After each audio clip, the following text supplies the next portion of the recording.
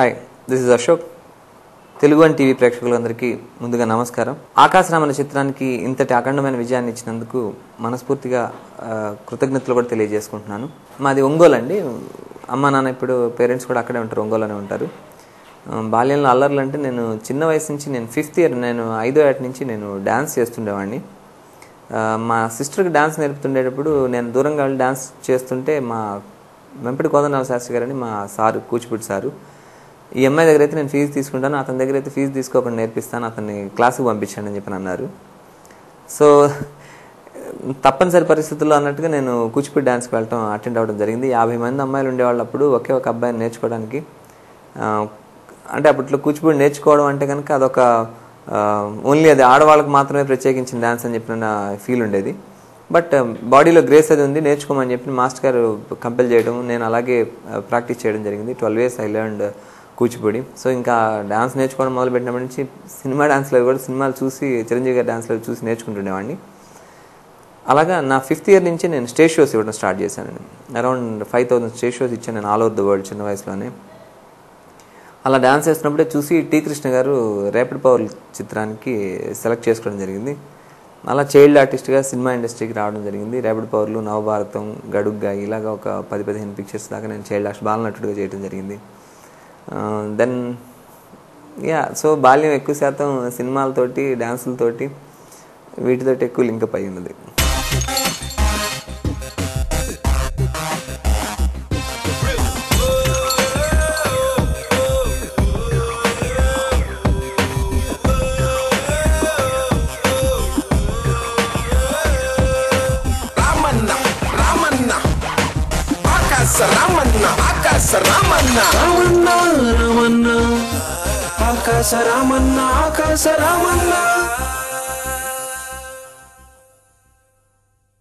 ఆర్టిస్ట్గా అంటే technical line అంటే మొదటి నుంచి ఇంట్రెస్ట్ అండి. కెమెరా పెడితే కనుక కెమెరా ముందు యాక్ట్ చేయడం కంటే కెమెరా వెనకాల కెమెరామెన్ గారు ఏం చేస్తున్నారు, అది ఎందుకు అట్లా ఉంది, ఈ జాకెట్ దీనికి ఎందుకు కలిపారు.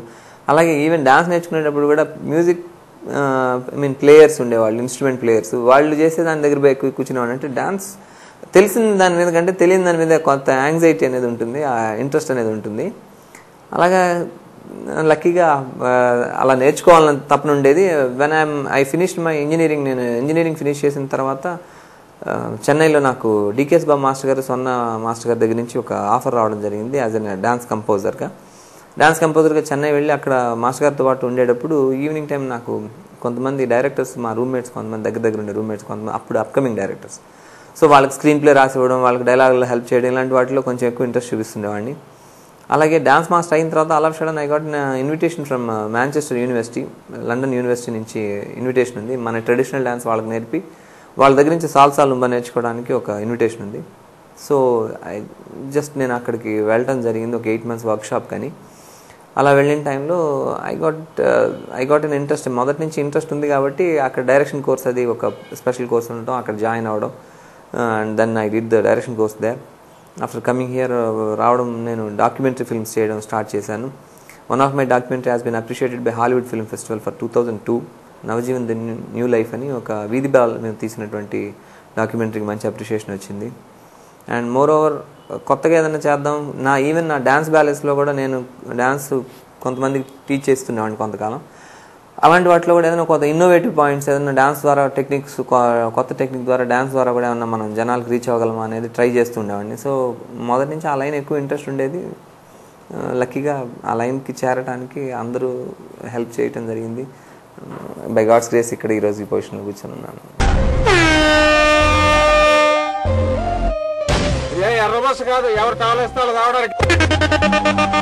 ప్లాంట్గా షూట్ చేయి, నిజం దొంగలా ఆలోచించి చెయ్యి. పగలంతా కాషాయం, రాత్రిపూట కాషాయం. ఆయన అడిగింది కోహినీర్ డైమండ్ రా, కోహినీర్ కాదు.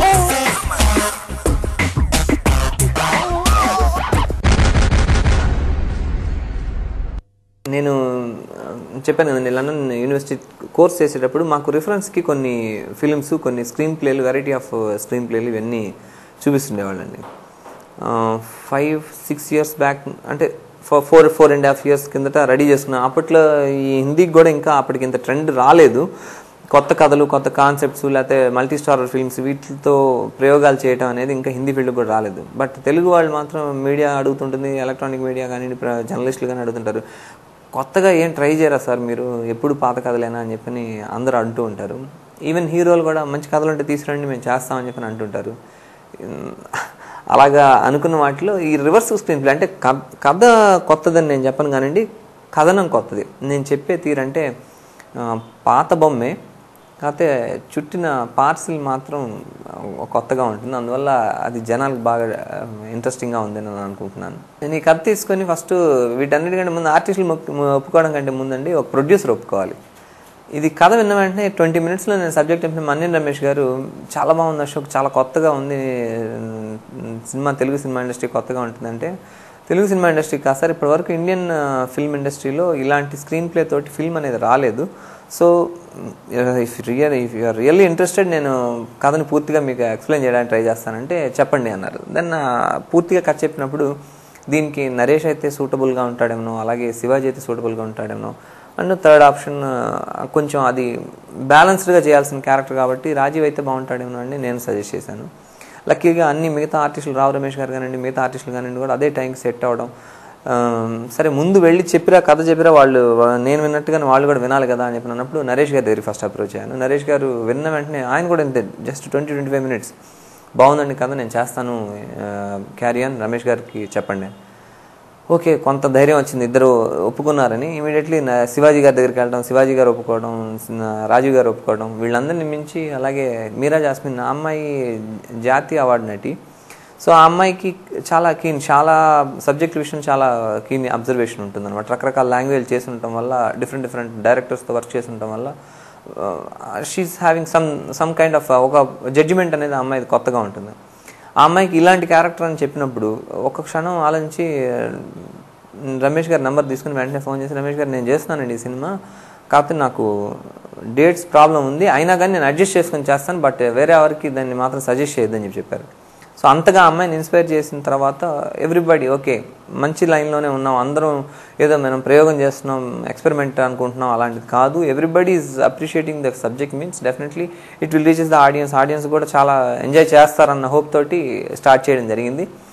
లక్కీలీ అందరు నడుస్తున్న దారిలోనే మేము ఒకసారి ఎదురు నడుస్తూ మా వైపు ఒకసారి చూస్తారంటే దాదాపు 80 మంది వెనక్కి తిరిగి తెలుగు ప్రేక్షకులు కూడా మేము కొత్త సినిమాని ఆదరిస్తామన్న దాన్ని ప్రూవ్ చేస్తూ ఆకాశరావుని ముందుకు నడిపిస్తున్నారు.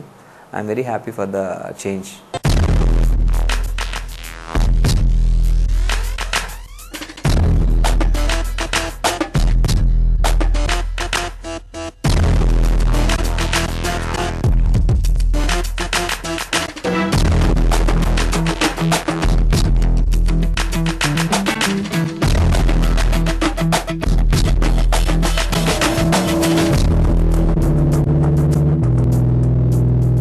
నటులందరూ అభిమానులు నటులే సార్, ఇది కొంచెం టిపికల్ క్వశ్చన్.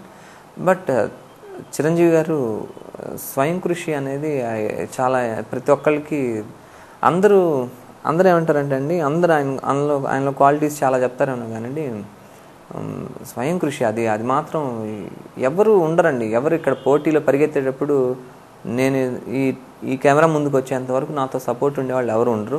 ఈ కెమెరా దాటి అవతలికి వెళ్ళిన తర్వాత, ఈ లైట్లు దాటి నేను అవతలికి వెళ్ళిన తర్వాత కూడా నాతో ఎవరు ఉండరు. ఎప్పుడు మనకు మనమే తోడు, మనకు మనమే సపోర్ట్ ఉంటారు. అలాంటి విషయంలో కొన్నిటిని తెంచుకొని బయటికి రావడానికి చిరంజీవి గారు రోల్ మోడల్ అని చెప్పాలి చాలామందికి. అందువల్ల ఐ లైక్ చిరంజీవి గారిని నేను ఎక్కువ ఇష్టపడతానండి. దర్శకులు చాలామంది పెద్ద లిస్ట్ ఉంది. దర్శకులందరూ అంటే ఒక మంచి ప్రయత్నాన్ని, మంచి సినిమాని తెలుగు ప్రేక్షకులకి లేదా హిందీ ప్రేక్షకులు ఎవరికైనా, సినిమా అనేది ఒక ఇమాజినేషన్ వరల్డ్. ఆ ఇమాజినేషన్ వరల్డ్ని మీ కళ్ళ ముందు అది మీ సొంతం, నా హృదయానికి దగ్గరగా ఉండే సినిమాగా ఆవిష్కరింపజేయగలిగే ప్రతి దర్శకుడు నాకు అభిమాన దర్శకుడేనండి.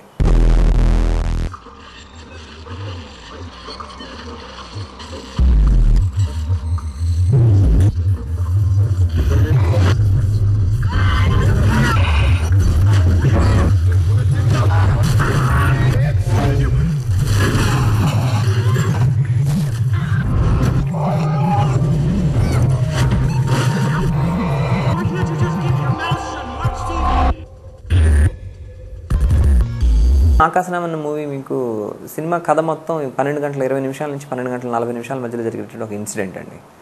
సో ఆ ఇన్సిడెంట్ ఆ 20 నిమిషాల కాల వ్యవధి అనేది 7 జీవితాలతో ఎలా ఆడుకున్నది, దాని ఇంపాక్ట్ని వాళ్ళ జీవితాల్లో ఎలా చూపించింది అనే దాని మీదనే కథ నడుస్తుంటుంది. సో బేసికల్గా కథ మిడ్ నైట్ సబ్జెక్ట్ అవడంతో నైట్లోనే షూటింగ్ చేయడానికి ప్లాన్ చేసాం.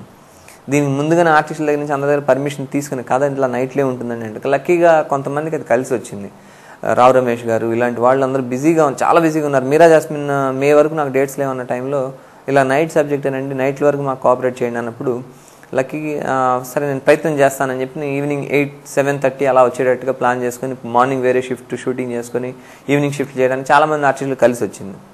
లక్కీ ఇలాగే మేము అంటే లైట్స్ అన్నీ పెట్టుకొని మధ్యాహ్నం 2 o'clock నుంచి లైటింగ్ సెటప్ అంతా ఏర్పాటు చేసుకునే వాళ్ళం. ఎప్పుడు లైట్ పోతుందని కాచుకొని కూర్చునే వాళ్ళం. కొద్దిమంది ఆర్టిస్టులు వచ్చి లైట్ పోవడం స్టార్ట్ చేసేవాళ్ళం.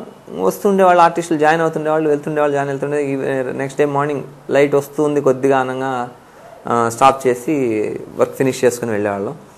అలాగా అంటే మేము ప్లాన్ చేసిన 35 days అయితే కనుక ఆర్టిస్టుల కోఆపరేషన్ మాకు టైము ఆర్ఎఫ్సి వల్ల కొంత, అలాగే ముఖ్యంగా లైట్ బాయ్స్ అర్ధరాత్రులు అపరాత్రులు వాళ్ళు ఎంత కష్టపడి మేమేదో షార్ట్ ప్లాన్ చేసుకున్నాం కానీ ఇమీడియట్లీ దానికి లైట్ షిఫ్ట్ చేయడానికి కానివ్వండి, పట్టుకొని హెల్ప్ చేయడానికి కానివ్వండి, లైట్ బాయ్స్ మిగతా చిన్న చిన్న టెక్నీషియన్స్ అందరూ కూడా ఎంతో హెల్ప్ చేస్తే కానీ అది అంత టైంలో ఫినిష్ చేయగలిగాం. అలాగే ఎవ్రీ ఆర్టిస్ట్ పాపం నిద్ర వస్తున్నా 2 అవుతున్నా 3 అవుతున్నా తెల్లవారు నరేష్ గారు అయితే కనుక మిగతా ఆర్టిస్టులు అందరూ డల్ అయిపోతారండి, 2 గంటల తర్వాత వాళ్ళ ఎనర్జీస్ డ్రాప్ అయిపోతాయి, so just carry on with them, I will be there with you, don't worry, 2 గంటల తర్వాత నేను చేస్తాను, వెయిట్ చేయండి అని చెప్పి నాకు 2 గంటల నుంచి 3 గంటల నుంచి 3 నుంచి 5:30 మధ్యలో ఎక్కువ షార్ట్స్ చేశారు నరేష్ గారు అయితే. అలాగే ప్రతి ఒక్కరు దానికి హెల్ప్ చేయబట్టే 27 రోజులు చేయడం జరిగింది. And it won't be there అన్న మీరు నేను చెప్తే తప్పితే 27 nights ఫినిష్ చేసామన్న విషయాన్ని మీరు సినిమా స్క్రీన్ మీద చూసినప్పుడు మాత్రం ఎటువంటి వర్స్లో కనుక్కోలేరు. బికాస్ బేసికల్గా స్క్రిప్ట్ అలాగే తీసిన షార్ట్స్ కానివ్వండి బాగా రావడం, విజువల్ ఫీస్ట్. కెమెరామెన్ శ్రీరాము ఈ విషయంలో చాలా హెల్ప్ చేశాడు. ఎందుకంటే కెమెరామెన్కి నాకు ట్యూనప్ అయితే తప్పితే అంత త్వరగా షార్ట్స్ తీయడానికి అవకాశం ఉండదు. లక్కీలీ ఈ వర్క్ విత్ రవికే చంద్రన్ గారు లాంటి పెద్ద కెమెరామెన్స్ దగ్గర వర్క్ చేసిన అతను టైంని అతనికి అనుకూలంగా మార్చుకొని స్పీడ్గా వర్కౌట్ చేసి 27 nights చేయడం అనేది ఇట్స్ రియల్లీ గొప్ప విషయం. ఇలా చేసినందువల్ల ప్రొడ్యూసర్ గారు కూడా మేకింగ్ విషయంలో ప్లస్ ఎలా అవుతుందో ప్రొడ్యూసర్స్ పాయింట్ ఆఫ్ వ్యూలో కూడా చాలా హ్యాపీగా ఉంటుంది. అండ్ అవసరమైన చోట ఈ షార్ట్కి టైం పడుతుందంటే కనుక దానికి తీసుకోవాల్సిన టైం హాఫ్ నైట్ తీసిన షార్ట్స్ ఉన్నాయి ఒక్కొక్క షార్ట్. అలాగే త్వరగా చేయగలిగే చోట త్వరగా చేయగలిగినవి ఉన్నాయి. Luckily it's finished by 27 days only because of technicians team వల్ల మాత్రమే సాధ్యమైంది.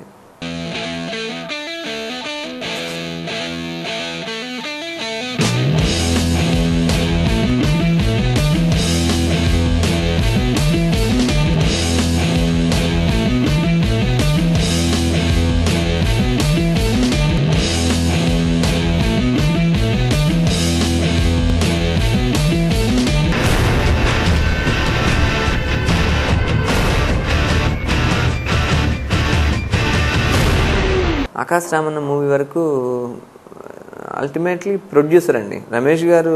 సినిమా నేను ఫస్ట్ కట్ చేసి చూపించిన వెంటనే రమేష్ గారు మొహం ఒక్కసారిగా సంతోషంతో వెలిగిపోయింది. నువ్వు నాకేం చెప్పావంటే నేను I came forward with the bounded script నేను చేతితో పట్టుకొని వచ్చాను. అమ్మిరాజ్ గారు ఒక ఆయన అంటే ఈ స్క్రిప్ట్ విషయంలో మాత్రం నాకు సంతోషపడింది అంటే అమ్మిరాజ్ గారు షూటింగ్ ఫస్ట్ డే నేను నరేష్ గారి ముందు స్క్రిప్ట్ పెట్టుకుని సీన్స్ డిస్కస్ చేస్తున్నాం. నవ్వుతున్నాను, నేను 3-4 ఏళ్ళు అయిందేమో ఇలాగా ఫుల్ స్క్రిప్ట్ చేత్తో పట్టుకొని ఫస్ట్ డే షూటింగ్లో హీరోను ఒక డైరెక్టర్ మాట్లాడుకోవడం చూసి ఇలా 3-4 years అయిందేమో, చాలా హ్యాపీగా ఉంది, ఇలాగే ఫాలోగా అశోక్ లైఫ్లో అని అన్నారు. లేదండి ముందు బేస్మెంట్ వర్క్ అనేది ఫినిష్ చేసుకోకుండా ఏదో పరిగెత్తి చేయాల్సినంత అవసరం లేదు, అదే స్క్రిప్ట్ చేతిలో ఉంది, ఏ షార్ట్స్ ఉన్నాయి, ఏ షార్ట్స్ చేయాలి చేయకూడదు, ఎంత టైం పడుతుంది అనేది పక్క ప్లానింగ్ క్యాలిక్యులేటెడ్గా ఉండబట్టే 27 nights ఫినిష్ అయింది. అండ్ మోరోవర్ ఈవీవి సత్యనారాయణ గారు నేను 2-3 సార్లు ట్రై చేశానయ్యా రివర్స్ స్క్రీన్ ప్లే కోసం. ఒక 6-7 scenes చేసిన తర్వాత ఎలాగ మూవ్ అవ్వాలనేది దాంట్లో నేను ఆగిపోయాను. బట్ నువ్వు ఇలాగ కొత్తలోనే నువ్వు ఇంత ప్రయోగం చేసావు అంటే కనుక ఐఎమ్ రియల్లీ అప్రిషియేటింగ్. ఇది ఒక ప్రయోగంలాగా మాత్రం నాకు అనిపించలేదు. Commercially fun and entertainment everything is there in the movie. So డెఫినెట్గా సినిమా బాగా వర్కౌట్ అవుతుంది. అలాగే ఇలాంటి కొత్త తరహా సినిమాల్లో డెసిషన్ తీసుకోవడం విషయంలో కూడా నరేష్ ముందున్నందుకు నాకు కూడా చాలా హ్యాపీగా ఉందని చెప్పింది నాకు చాలా ఇంట్రెస్టింగ్గా ఉంది.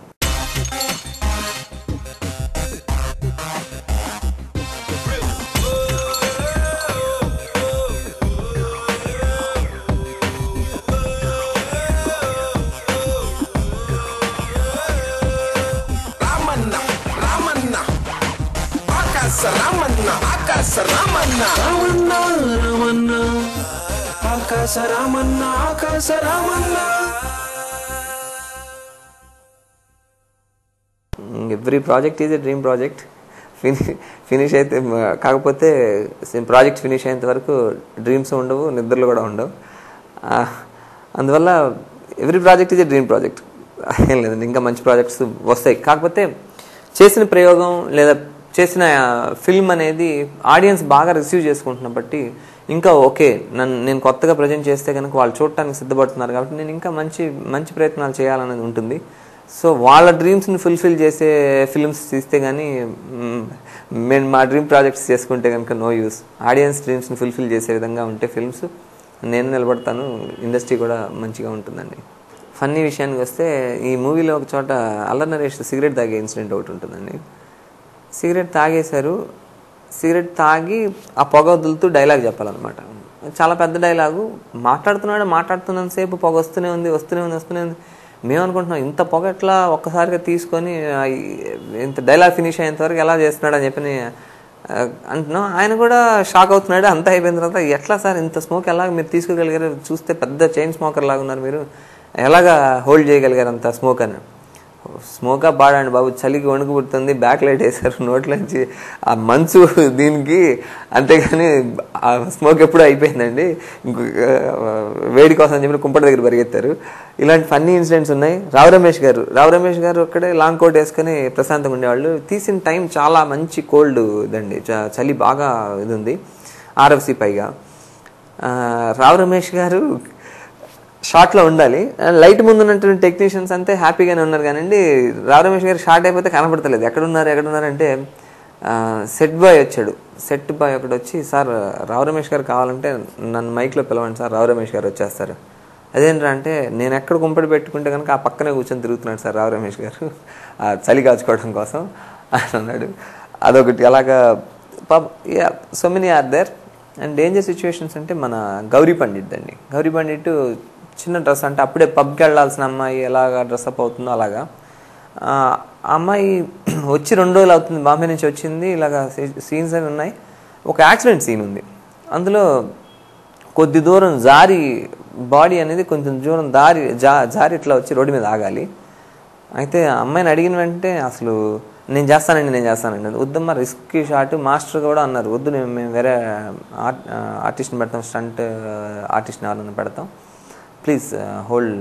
లేదా అమ్మాయి నేను చేస్తానండి అని చెప్పాను. అన్నది వితౌట్ ఎనీ ప్యాడింగ్ గీడింగ్ లేక ఇవన్నీ దెబ్బలు అయినాయి పాపం. అదొక సాడ్ ఇన్సిడెంట్స్ చెప్తే సినిమాలో. అండ్ నాగబాబు గారు పాపం ఆయన మార్నింగ్ టైం ఆ పార్టీ ప్రచారానికి వెళ్ళి పొద్దునంతా తిరిగి 8 వచ్చి కళ్ళు మూసుకొని పడుకొని ఉండేవాళ్ళు. సార్ షార్ట్ ఐడియా అంటే, చెప్పు, నువ్వు చెప్తుంటే నేను చేస్తాను, ఏం చేస్తున్నానో నాకు మైండ్కి ఎక్కట్లేదు, అర్థం కావట్లేదు. కానీ అలాగ ఎప్పుడు తెర మీద మాత్రం అలా కనిపించదు. అలాగ చెప్పింది మాత్రం అప్పటికప్పుడు చెప్పి వెళ్ళిపోయి డబ్బింగ్కి వచ్చేటప్పుడు నేను ఇన్ని సీన్స్ చేశాను, నాకు అసలు గుర్తులేదు అశోక్ అని చెప్పి అన్నారు. ఇలాంటి మంచి ఇన్సిడెంట్స్ ఉన్నాయి. వీటన్నిటికి మించి సక్సెస్ అనేది ఎంతకంటే మంచి విషయం.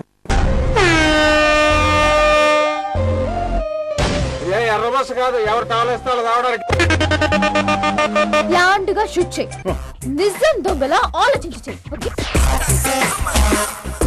పగలంతా కాషాయం, రాత్రిపూట కాషాయం.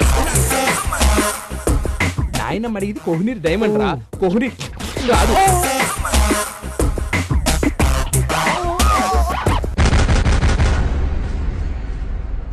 ముందు ఎవరికి ఎగ్జిస్టెన్స్ వాళ్ళు కాపాడుకోవడానికి ప్రతి డైరెక్టర్కి ప్రతి సినిమా మొదటి సినిమా లాగానే అవుతుందండి. అండ్ మోర్ ఓవర్ ఎంత బాగా తీసినా కానీ ముఖ్యంగా పైరసీ ఒకటి. థియేటర్స్ దాకా ఆడియన్స్ రాకపోతే ప్రొడ్యూసర్స్ కొలాప్స్ అయిపోతున్నారు. ప్రొడ్యూసర్స్ కొలాప్స్ అయిపోయిన వెంటనే ఎంత టాలెంట్ ఉన్నా, ఎంత క్రియేటివిటీ ఉన్నా, ఎన్ని ఇన్నోవేటివ్ పాయింట్స్ ఉన్నా కానీ దాన్ని బయటికి తీసుకొచ్చి ఇంప్లిమెంట్ చేయడానికి ప్రొడ్యూసర్స్ కరువు అయిపోతున్నారు. ఒకప్పుడు మన తెలుగు ఇండస్ట్రీ నుంచి 200 సినిమాలు 180 సినిమాలు ఇయర్లీ అయ్యే మూవీలు ఈరోజు 60-65కి తగ్గిపోతున్నాయంటే ఇండస్ట్రీ స్లంప్లో ఉందా, లేకపోతే ప్రొడ్యూసర్ స్లంప్లోనే ఉన్నాడా, లేకపోతే తెలివితేటలున్న క్రీమీ డైరెక్టర్స్ లేకపోతున్నారా, ల్యాక్ ఆఫ్ డైరెక్టర్స్ అనేది పొరపాటు మాట కానివ్వండి. ప్రొడ్యూసర్ ఆర్థికంగా నిలదొక్కుంటేనే సినిమాలు కంటిన్యూ అవుతాయండి. ఎంత కొత్త పాయింట్ అయినా కానీ నేను సూపర్గా డ్యాన్స్ వేస్తానండి అంటే పవర్ లేకపోతే కనుక అది కనపడదు. కాబట్టి ఆ పవర్ అనేది ప్రొడ్యూసరే. ఆ లైట్ వెలిగితేనే ఇక్కడ మేము ఎన్ని ఆటలాడినా ఆడియన్స్ చూడగలిగేది. సో అందువల్ల కొత్తగా వచ్చే డైరెక్టర్స్ ఎంతవరకు అంటే నేను సజెస్ట్ చేయటానికి కాదు కానండి, maybe it's a my opinion.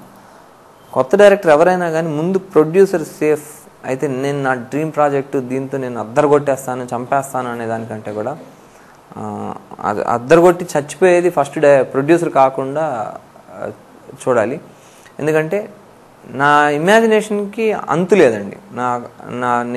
నా ఊహకి అంతు లేదు. నేను దాంట్లో హెలికాప్టర్లు పేలిపోతాయి, విమానాలు పేలిపోతాయి, ఇంకొకటి క్రాష్ అయిపోతాయి, ఇంకోటి అయిపోతాయి. బట్ వెన్ ఎవర్ నా ఊహకి ఎంత విలువ అనేదాన్ని నా నెత్తి మీద ₹1 పెట్టి చూసినప్పుడు తెలుస్తుంది.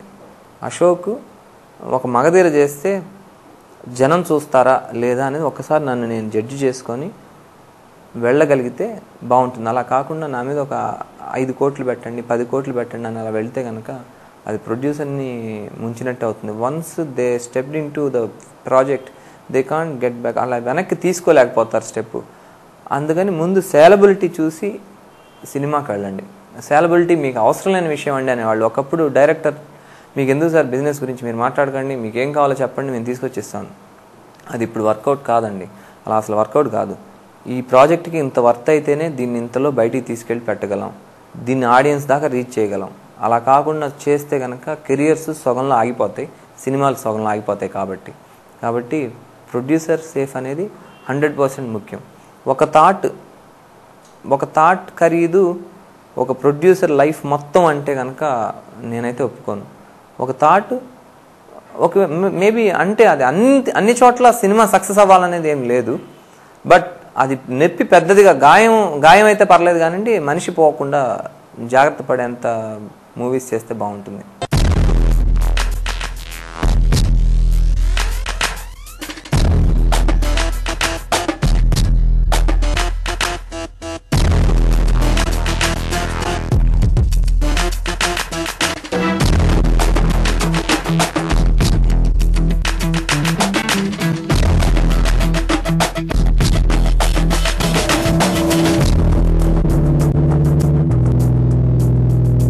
ప్రాజెక్ట్స్ డిస్కషన్స్ అయితే నడుస్తున్నాయి. And hopefully soon as possible దాన్ని అనౌన్స్ చేయడానికంటే ఒక హిందీ ప్రాజెక్ట్ కూడా ప్లానింగ్లో ఉంది. But I will attend with different concepts. అంటే కొత్త తరహాగా అంటే ఆకాశ్ రామన్న ముందు సినిమా రిలీజ్కి ముందు నేను డిఫరెంట్ మూవీ అని చెప్పలేదు. కారణం ఎందుకంటే డిఫరెంట్ అంటే మా ప్రతి ఒక్కడికి వాడి పాయింట్ వాడికి డిఫరెంట్గానే అనిపిస్తుందని. బట్ రియల్లీ ఆకాశ్ రామన్న అనేది ఒక కొత్త ట్యాబ్లెట్.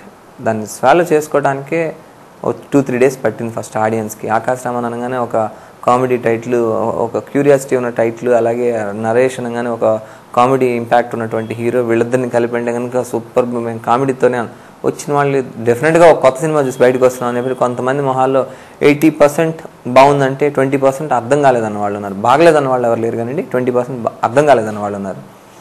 అలాగా కొత్తదనం మీరు యాక్సెప్ట్ చేయడానికి మీరు రెడీ అయితే కనుక నేను ఇంకా మంచి మంచి కాన్సెప్ట్స్ మీ ముందుకు రావడానికి ఉంటుంది. అండ్ హోప్ఫుల్లీ అవి మిమ్మల్ని ఇంకా రంజింపజేస్తాయని చెప్పి మనస్ఫూర్తిగా నమ్ముతున్నాను. Definitely I will come up with the good projects. Akash Raman అనేది ఒక కొత్త kind of film. Telugu really నేను గొప్పగా చెప్పగలుగుతాను, హిందీ ఇండస్ట్రీలో కూడా ఈ reverse screenplay oriented film ఇంతవరకు రాలేదండి. హిందీ ఇండస్ట్రీ కూడా ట్రై చేయలేదు. And most probably this film is going to be remake in to the Hindi లాంగ్వేజ్కి మేము రీమేక్కి వెళ్తున్నాం. So many friends are suggesting if it is for Hindi definitely it should go. చాలా గొప్పగా రీచ్ అవుతుంది ఆడియన్స్కి, ఎక్కువ పర్సంటేజ్ ఆఫ్ ఆడియన్స్ దీన్ని ఎంజాయ్ చేయగలుగుతారని చెప్పి చాలామంది సజెస్ట్ చేస్తున్నారు. మోస్ట్ ప్రాబబ్లీ సేమ్ కాంబినేషన్లోనే హిందీకి వెళ్ళొచ్చని దీంట్లో అందుతున్నాయి నాకు నిన్న మొన్న జరిగిన దీని మీటింగ్స్ని బట్టి. అండ్ ఆకాశ్ రామన్న ఖచ్చితంగా ఇట్స్ అన్ ఎంటర్టైనర్. నేను ఎటువంటి పరిస్థితుల్లో దాన్ని కామెడీ కాదు, అదొక కొత్త ఫిల్మ్ అని చెప్పని అంటే కనుక ఇదేం కొత్తది అంటే కనుక తల తిప్పి తీసేస్తాను కాదు. 14th రీల్ని మీకు ఫస్ట్ రీల్గా చూపిస్తాను, ఫస్ట్ రీల్ని 14th రీల్గా చూపిస్తాను, అంతే. దాంట్లో మీకుండే ఎంటర్టైన్మెంట్, మీ కామెడీ, మీరు ఎంజాయ్ చేసే incidents and everything, me regular లైఫ్లో మీ జీవితాలని కనెక్ట్ చేసే విధంగా ఇన్సిడెంట్స్ బోల్డ్ అన్నీ ఉంటాయి. So it's a regular film, but కొత్తగా చెప్పాను. అది చూడండి. ఇలాగా మీరు చూడటం అంటూ స్టార్ట్ చేస్తే కనుక నా తర్వాత వచ్చేవాళ్ళు, నా కొలీగ్స్లో ఉన్నటువంటి డైరెక్టర్స్ ఇంకా మంచి మంచి పాయింట్స్ తోటి, మంచి మంచి కాన్సెప్ట్స్ తోటి తెలుగు ప్రేక్షకులకి చాలా కొత్తగా ప్రజెంట్. అంటే రెగ్యులర్ కదేరా అని ఒక మాట థియేటర్ నుంచి బయటకు వచ్చేటప్పుడు ఒకటే మాట అంటారు, రెగ్యులర్ కదేరా, వాడు కొడతాడు, ఇటు చేస్తాడు, వాడు చేస్తాడు, ఓ పాట ఫైటు, ఒక కామెడీ సీన్, టైం టేబుల్ లాగా ఉందిరా సినిమా అని ఇలాగా 100 రకాల కామెంట్స్ చేసుకుంటూ బయటకు వచ్చేవాళ్ళు. కొంత అర్థం కాలేదురా అంటే 500 సినిమాలు చూసిన ఒక ప్రేక్షకుడికి ఒక సినిమా అర్థం కాలేదంటే డెఫినెట్గా దాంట్లో ఏదో ఉందనే. 500 సినిమాలు పైగా ఇది క్లైమాక్స్ ఇది ఉంటుందని స్టార్టింగ్లో హీరో ఇట్లా కొట్టగానే క్లైమాక్స్ ఇలా ఉంటుందని చెప్పే ప్రేక్షకుడు కొత్తగా ఉందిరా నాకు అని చెప్పిన అంటే డెఫినెట్గా అది దాంట్లో మీరు కూడా ఎంజాయ్ చేసే ఎంటర్టైన్మెంటును కంటెంట్ ఉంటుందనే. Let's go for the theatres and watch the film Akash Ramanna and make it a big hit.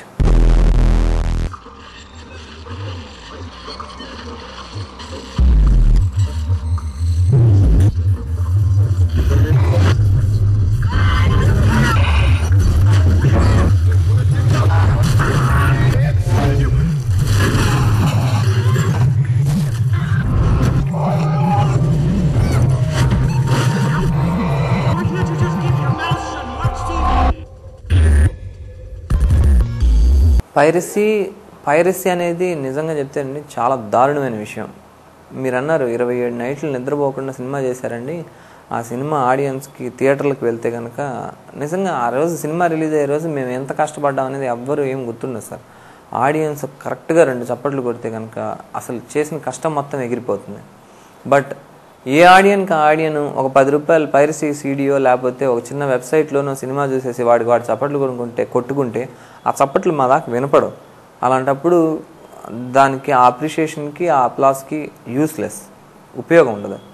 నేను సినిమా విజువల్ ఫీస్ట్ అండి, ఒక సౌండ్స్ మేము ప్రాణం, ఒక్క చిన్న సౌండ్ ఎఫెక్ట్ పడకపోతే మళ్ళీ వెళ్ళి డీటెయిల్స్లో వర్క్ చేయించుకుని వచ్చే మేము ఒక చిన్న సీడీ తోటి పూర్తిగా ఆ సినిమా ఎక్కడికో వెళ్ళిపోతుందంటే కనుక it's very very sad thing about the film industry. ఈ విషయంలో ప్రతి ఒక్కళ్ళు బాధితులే. పెద్ద డైరెక్టరు, పెద్ద ప్రొడ్యూసరు, చిన్న డైరెక్టరు, చిన్న ప్రొడ్యూసరు, ఏవి కాదు. పైరసీ అనేది అందరినీ బాధిస్తున్న విషయమే. మేబీ మన ఎకనామికల్ స్టేటస్ కూడా cinema industry, economical status of India, మన కంట్రీ పరిస్థితులు కూడా దాని మీద ఇన్ఫ్లుయెన్స్ చేయొచ్చేమో. పైరసీ చూడటానికి వెళ్ళటానికి ఆడియన్స్ పైరసీ పట్ల అట్రాక్ట్ అవ్వచ్చేమో.